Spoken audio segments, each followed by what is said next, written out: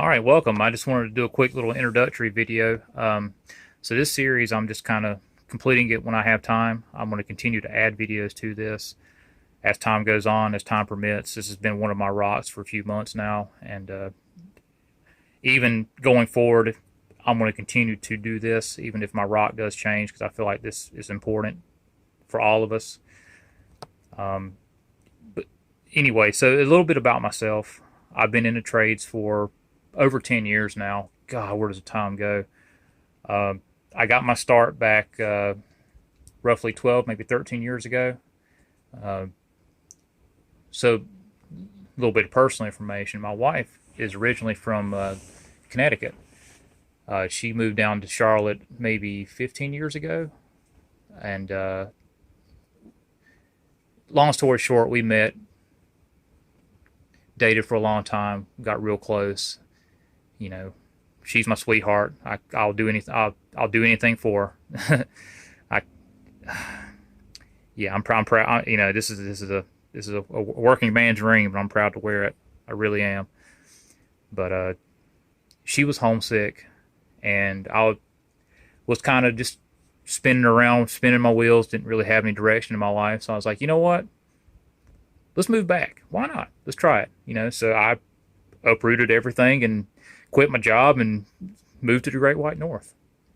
And it was quite the adventure. But while I was there, I got involved with the United Brotherhood of Carpenters and did carpentry work for quite a long time. And you know, my first job up there, I worked, I did bridge work for a while, which was wild. You know, I my job, I think that job lasted 2 whole weeks before I got laid off. But I went and got my rappelling certification, and my job was to hang off the side of a bridge and grind bolts all night long. And if you've never rappelled off the side of a bridge in the dead of night over water, you haven't lived. It's quite an experience. So I did that, and then had a few other jobs in the meantime. You know, unfortunately, with the way things were kind of set up there with the union and it being so easy to lay people off and the way the unemployment worked, it was almost like working for a temp agency. So I I could work at a job for a month or two, then that would end, and I'd draw unemployment for a few weeks, and I'd go to the next one. But I finally landed a gig with a company called Brownstone Construction, and I worked for them for pretty much the rest of my carpentry career up there.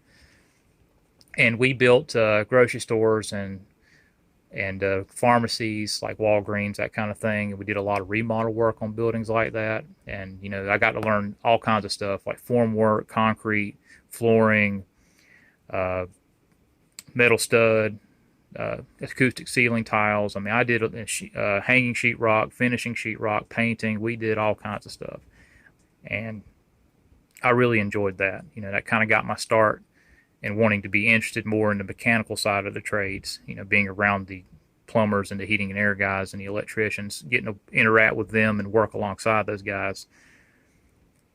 And then you know the economy got kind of bad, and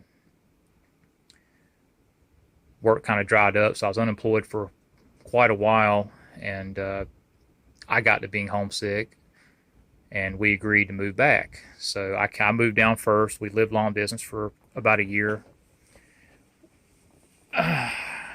which was hard, but we made it. And I worked a few odd jobs here and there and didn't really find anything stable when I first moved back. But the economy here wasn't nearly as hard hit as it was up there, so that was you know, it wasn't too bad. And I caught wind through the grapevine that my uncle was, you know, looking to expand. So I just out of the blue, I just happened to run into him, and I got to talking to him about it and said, "Hey, you know, do you still do plumbing work?" "Yeah, I do." I was like, "You wouldn't have me hiring, would you?" And he kind of laughed and said, "You know, matter of fact, I am. I've been looking for somebody because, you know, it's just been me and the boy that works for me now for so long. We wanting to start taking on more work."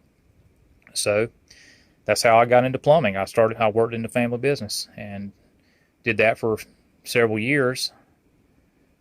And eventually the guy that worked for him besides me, he left for his own reasons. And I don't really want to get into that because it was kind of a tough time for everybody involved. But once he left, I was the one, you know, I was the guy doing all the work. And I started helping with the books, started learning the business side of it.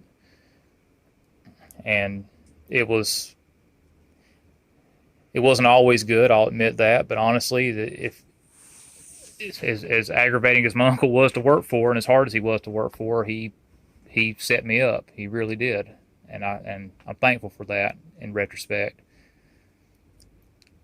And then one day I decided I wanted something new, and I wanted to try my hand at something different, and ran into Tony Duncan down at the Monroe store, and just kind of dropped a hint, hey, you wouldn't have to be looking for help, would you? And you know, rest is history. You know, Tony got his claws into me, and here I am.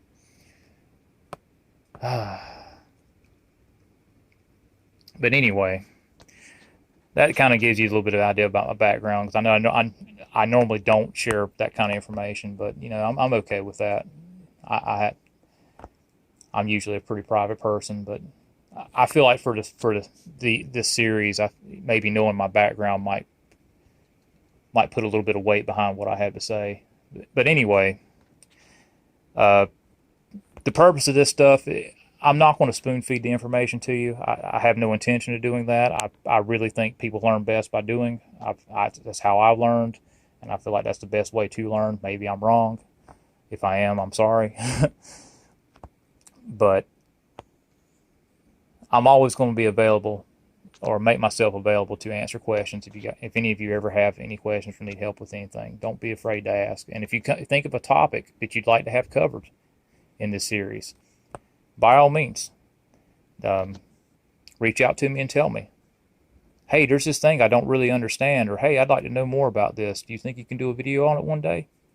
You know, if I think it's a good topic to cover, then I will.